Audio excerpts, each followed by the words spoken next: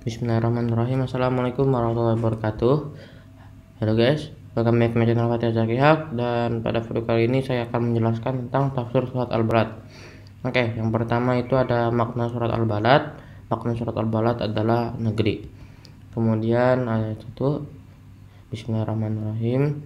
La uqsimu bihadzal balad, aku bersumpah dengan negeri ini Mekah.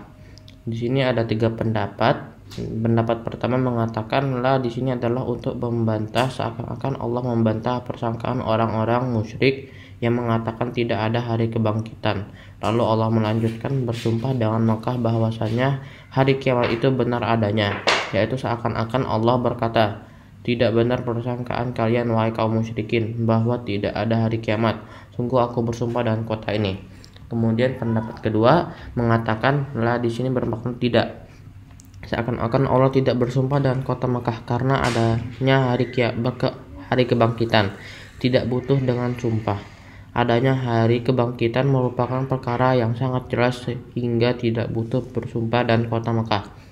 Pendapat ketiga mengatakan la di sini la zaidah atau tambahan yang maksudnya untuk menguatkan. Artinya Allah benar-benar bersumpah dengan kota Mekah.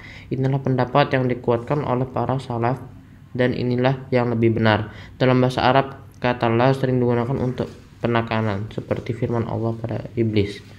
Allah berfirman, apakah yang menghalangimu untuk bersujud kepada Adam ketika aku menyuruhmu? Iblis menjawab, aku lebih baik daripada dia. Engkau ciptakan aku dari api sedangkan dia engkau ciptakan dari tanah. Quran surat Al-A'raf ayat 12. Kemudian ayat kedua, wa antahillum bihadzal balad, dan engkau Muhammad bertempat di negeri Mekah ini. Pendapat pertama mengatakan ayat ini bermakna lebih-lebih engkau berada di kota Mekah ini sehingga Allah berhak bersumpah dengan kota Mekah, lebih-lebih Nabi Muhammad berada di kota tersebut.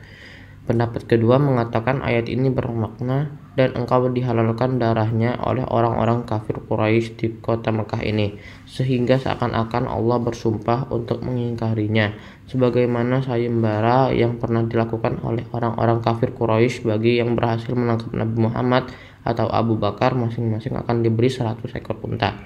Pendapat ketiga, dan inilah pendapat yang kuat, mengatakan ayat ini bermakna dan kota suci Mekah halal bagi engkau. Maksudnya adalah diperbolehkan bagi Nabi untuk berperang di kota Mekah. Ini terjadi ketika Fathu Mekah, penaklukan kota Mekah pada tahun 8 Hijriah, tatkala Nabi menyerang kota Mekah. Ayat ketiga, bahwa walidi wa ma walad, dan demi pertalian bapak dan anaknya.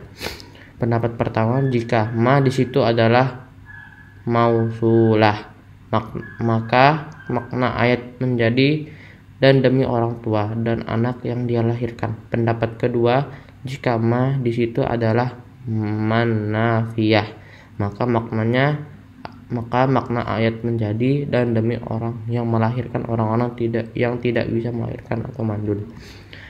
Namun pendapat yang lebih kuat adalah ma al mausulah.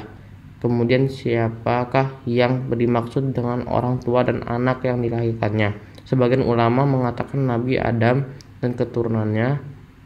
Sebagian yang lain mengatakan Nabi Ibrahim dan Nabi Ismail.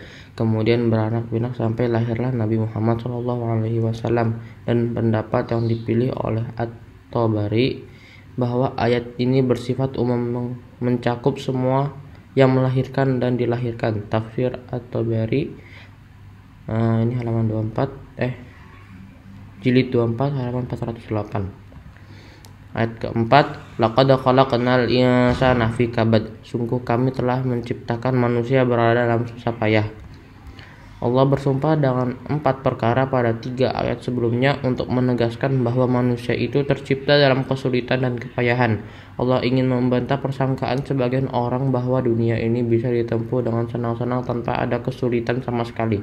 Padahal Allah menjadikan manusia dalam keadaan sulit dan payah sepanjang hidupnya, bahkan sejak lahirnya, sebagaimana yang dijelaskan oleh Imam Al-Qurtubi rahimahullah bahwa seorang anak sejak lahir sudah mengalami kepayahan.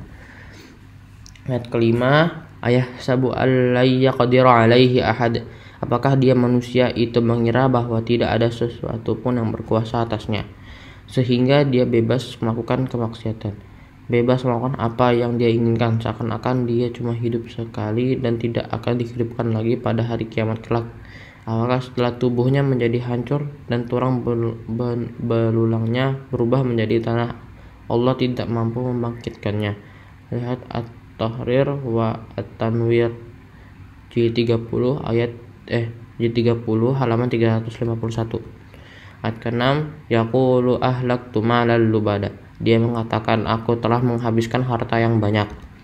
Dia menghabiskan harta sepuasnya, menghabiskan hartanya untuk hal-hal yang haram, untuk berfoya-foya karena dia menyangka bahwasannya hartanya akan ada terus tidak habis-habis. Karenanya Allah menamakan sikap menghabiskan harta pada kemaksiatan dengan yaitu memusnahkan dan Allah tidak menamakannya dengan ihlak atau infak. Hal ini karena harta yang digunakan untuk maksiat tidak akan memberi manfaat kepada pelakunya dan tidaklah kembali kepada pelakunya kecuali kerugian dan penyesalan. Lain halnya dengan orang yang berinfak di jalan Allah, maka ia telah berdagang dengan Allah, ia akan mendapatkan keuntungan yang berlipat-lipat ganda. Ayat ke-7, ayahsabu allam yaqdirahu ahad. Apakah dia mengira bahwa tidak ada sesuatu pun yang melihatnya? Aku telah menghabiskan ahlaktu malal lubada.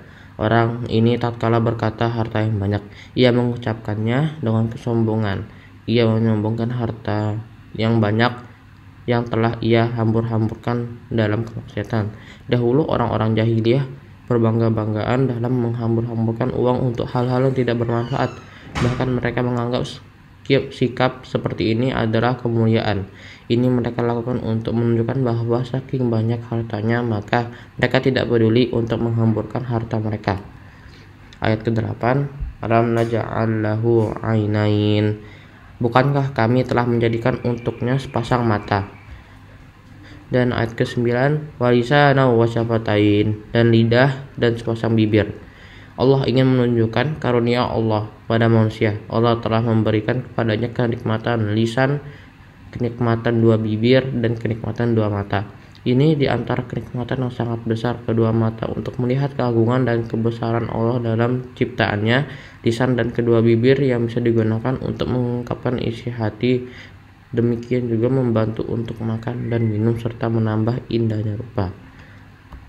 Kemudian ayat 10 yang terakhir, wahadainahun najdain, dan kami telah menunjukkan kepadanya dua jalan, kebajikan dan kejahatan. Yaitu Allah telah menjelaskan kedua jalan tersebut dengan sejelas-jelasnya agar manusia mengikuti jalan kebaikan dan meninggalkan jalan keburukan. Dan sudah selesai penjelasan tafsir surat Al-Balad ayat 1-10. Terima kasih bagi yang sudah menonton. Jangan lupa klik tombol subscribe, like, dan share teman-teman. Oke, wassalamualaikum warahmatullahi wabarakatuh. See you next time on my next video.